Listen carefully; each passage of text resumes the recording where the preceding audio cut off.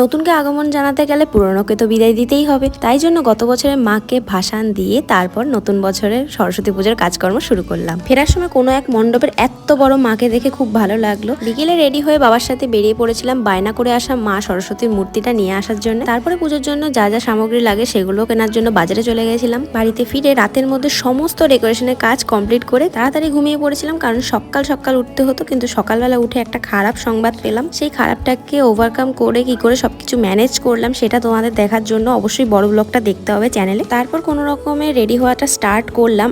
Ready হওয়ার অবস্থাতেই ঠাকুরমশাই চলে এসেছিল, তাই জন্য করে আর কি করব, বসে পড়লাম পুজোতে।